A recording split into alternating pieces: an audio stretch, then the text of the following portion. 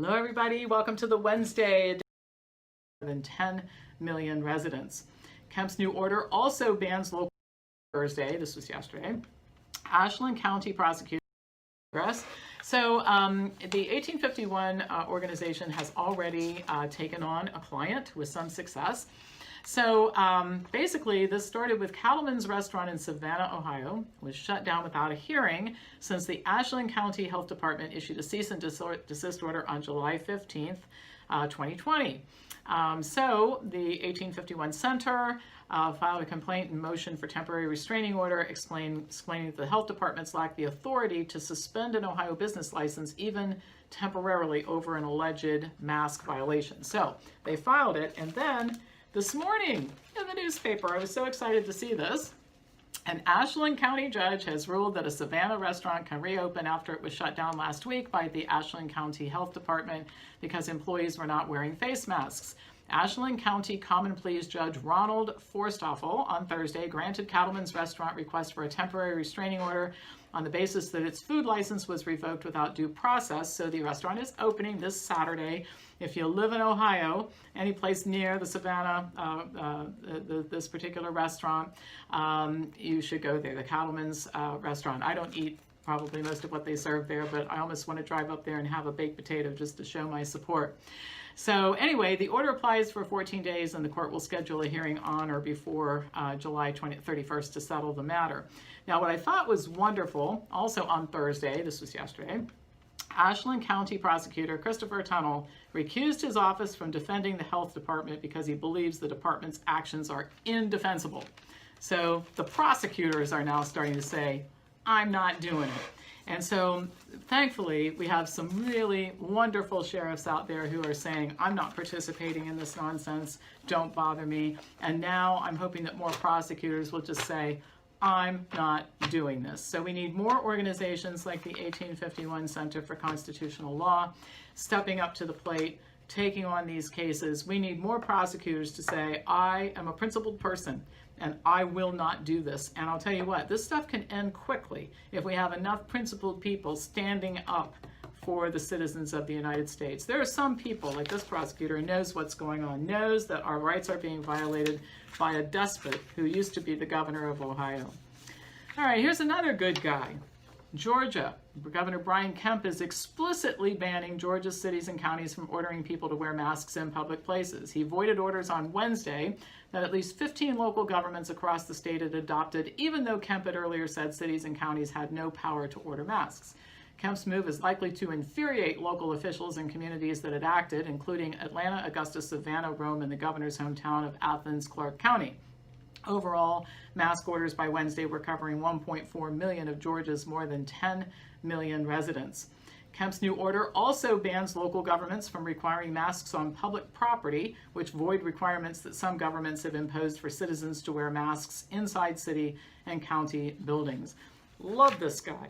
Another principled person. He must not be part of the criminal enterprise that we are subjected to. And he's not, obviously not the emperor of Georgia. So somebody out there who's not compromised and doing the right thing. In Tulsa, Oklahoma, a Tulsa man is suing the city of Tulsa to stop the mask ordinance that went into effect. Jeffrey Dickstein asked the court for an injunction against the mandate, saying it is unconstitutional and government overreach. After he filed his lawsuit at the courthouse on Friday, he says he believes the city is out of its legal authority. He used to be an attorney in California working on federal criminal tax law defense for 40 years. Today, he was at the courthouse on the day that this happened, suing the city of Tulsa. And he said the city council had absolutely no legal authority to do what they did, which is true. He pointed specifically to the Oklahoma State Constitution and the civil emergencies portion of the city's ordinances. It defines a civil emergency as a riot or unlawful assembly or any natural disaster or man-made calamity, including a flood, fire, cyclone, tornado, earthquake, or explosion within city limits. He claimed that COVID-19 would not fall under that. Whether there's a pandemic going around or not and how deadly it is, I believe remains to be seen. I guess hospitals are filling up and people are getting sick. It's still up to us as Americans to determine how we want to deal with it. And by the way, I think one of the things, and this goes back to my request from yesterday about the tests, if the tests are defining the pandemic, and the tests and the pandemic is then being used by the criminals to issue these mandates, then if the tests are wrong, it all goes away. So I'm going to plead with you again. Write to me at pampopper@msn.com if you are one of those people out there who scheduled a test, didn't get it, and you got a positive test result, or you have similar stories about facilities and that sort of thing. By the way, I will never announce your name in this setting, okay? We would only do it in a way that you would agree with and as part of an action that might be taken in a court of law, and we would make sure that you're protected. All right, so that's some good news. And then there are so few principled, and I'm going to save the best one for last because I know it's something you guys are really going to be excited about. All right, so there are some principled politicians left. I don't know this particular guy. He's a congressman from Ohio. His name is Warren Davison, and he sent out a communication to his constituents. And he said, for more than 4 months, vast portions of the United States have seen an unprecedented response to public health risks posed by COVID-19. However, many of the case projections that spurred government action were grossly inaccurate. And by the way, we don't talk about that enough. You know, Fauci and Birx, they're supposed to be the best doctors, which that should scare the heck out of you if they're the best we've got. They used a model that was 96% off, that was developed by a guy who had done it 3 times before, and didn't investigate his track record or anything before they did. They knew it was 96% off at a certain point in time, and that nitwit Deborah Birx, who doesn't even hold a medical license anymore, gets up in front of TV yesterday and says, we don't know if we can open the schools because kids might be transmitters. Children are not transmitters. Schools are open all over the world right now, and there hasn't been any problem, Dr. Birx. And some of us actually do look into these things, so we know when you're lying. You know, some of us who do investigate know when you're lying. But so anyway, I digress. But the point is that this guy's pointing out wildly inaccurate projections were used to take these actions. He says many of the unprecedented actions are cause for some alarm. For more than 4 months, assorted orders, nearly exclusively using executive branch authority, have imposed all manner of restrictions on Americans. These public health orders have deemed some activities essential and others non-essential. They've closed churches, restricted free speech in the press, closed gun shops, violated our privacy, delayed trials, and more. To be clear, this has been done differently or avoided altogether by America's governors. When questioned, Governor Murphy of New Jersey even said, the Bill of Rights is above my pay grade. No, sir, it is not. Every American is protected by the Bill of Rights, and every American is to be represented by a Republican form of government. To reassert the primacy of our Constitution and to restore the blessings of liberty, I'm introducing the Defend Freedom Act this coming week. My bill would require the Attorney General, the U.S. attorneys who serve as federal prosecutors, and all federal law enforcement to pursue charges where violations of civil rights have occurred. Amen to that. In addition, I'm working to adapt this legislation for use by states so that state legislatures can rightly reassert due process, because we sure don't have any here in Ohio. We have a despot who's appointed himself the governor, or the emperor of Ohio. Used to be governor, forgive me there. I sometimes get the two guys. I used to think of him as a nice guy who was a governor. I still have to really get straight in my mind how this guy became what he is today, because there was no sign that he had that tendency before. As a Wisconsin court rightly ruled, governors may have some executive discretion for a limited time, days, not months. But as the Fifth Amendment states, no person shall be deprived of life, liberty, or property without due process of law, nor shall private property be taken for public use without just compensation. The Defend Freedom Act recognizes that many will make use of a crisis to infringe protected freedoms. The Defend Freedom Act advances the cause of justice by opposing and preventing abuses of power. So I think one of the things we ought to do is find out, I'll report to you back on if this got introduced. I wanted to read this to you today because I thought it was first inspirational, a politician who understands what the Bill of Rights is all about and believes that the country belongs to the citizens. But we'll find out if this was indeed introduced. Then what we should do is make sure that we get a hold of our congressman and senator to ask if they're going to support it. And we're going to start publishing lists on our MAPA, Make Americans Free Again website of good and bad politicians, what they've said no to, what they've said yes to. And I put my own elected officials on notice this week that if they didn't come up with something that was going to make life better around here, we were going to put them in the does not respond to citizens category on our website. And of course, I think they're laughing at it right now. They usually laugh. They don't laugh at me on the phone. I think they're smarter than that, or an email. But I think they laugh when they hang up the phone or finish sending the email, like they think that we have to do something for them. I mean, they're so disconnected from what's going on out there, and they are so not on our side, the vast majority of them. All right, so I said I was going to save the best for last, and I'm very excited about this.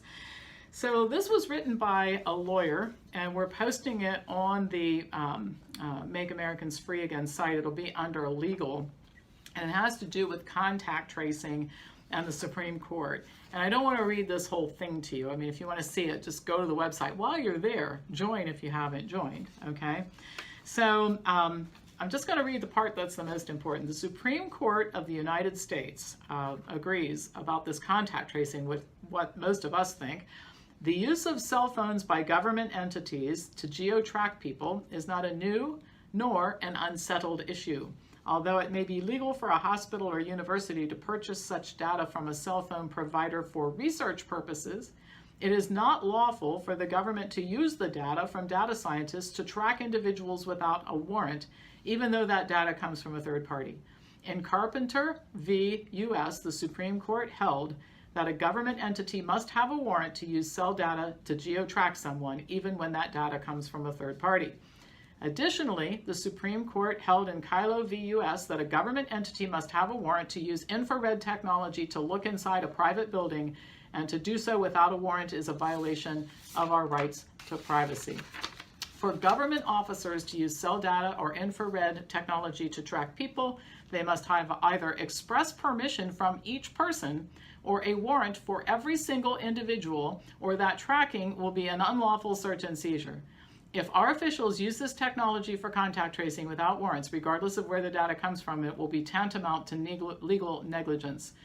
Given the recency of these Supreme Court cases, it is highly unlikely that the counties would lose a civil rights challenge and the taxpayers would foot the bill. And so the bottom line is this, and this is where things get really exciting on the lawsuit front. So I've mentioned yesterday the testing is flawed, then everything falls apart. Well, any of this contact tracing that's been done through cell phones, any damage is done to the people when the government illegally did this, the government would have to pay damages, and we should be fine. Those of you who live under the Emperor Newsom, the Empress Brown, or the Emperor Inslee, who've been through this nonsense, because it's been worse for you than it's been for all of us. I mean, it's bad in Ohio, but where you are, it's really, really bad. You all ought to be getting in touch with lawyers and filing massive lawsuits if your cell phone was used to contact trace you or anybody else, if it happened through use of cell phone. Patently illegal. And this just goes to show you, first of all, that we have more rights and protection than we knew. I was so excited when I got this, I couldn't believe it. The other thing is it just shows you how disconnected these people are. I've made the comment that our government has been overthrown. Our system of government has collapsed. This is not unlike if a foreign entity came in with the military and took over parts of our government. This is why you can't reason with these people. This is why when you present evidence at a city council meeting, they're not listening. This is why when you send something to the health director of your state, they don't care. They laugh. They're laughing about it. They're doing what they want. This is why your emperor or empress or king or queen or whoever is appointed themselves the ruler of your people is doing what they're doing and saying, we don't have to give you any information. They have made themselves above the law. So, the law is on our side. The key is we have to get back control of our country again from the foreign power, or whatever you want to call this, that has taken over our government. These people are dangerous, and this week I'll be reporting on what they are doing that will shock you, and will also be coming to a location near you if we don't really work at making sure we protect ourselves. All right, my email address is pampopper@msn.com. Spread the word. MakeAmericans.freeagain.com is where you register to become part of our movement. I can get a lot of things done for you, but I need to represent a lot of people. So please help me out here. I'm trying to help you. Got to help me. And again, those people with the fake tests, get in touch with us. We have great plans in mind for those. All right. Thank you for watching. Pass this on to people who you think would enjoy learning about this stuff, and I'll be back to you tomorrow with more news.